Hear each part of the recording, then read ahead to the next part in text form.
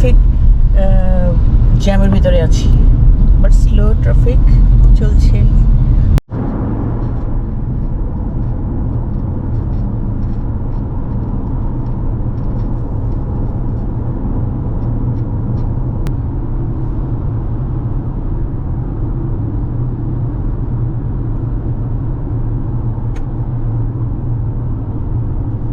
ওই যে দেখেন ভাবে প্লেন ল্যান্ড করতেছে ওখানে, এই যে ওই যে রানওয়েটা ঠিক হয়ে যাবে। ওইটা ল্যান্ড করবে।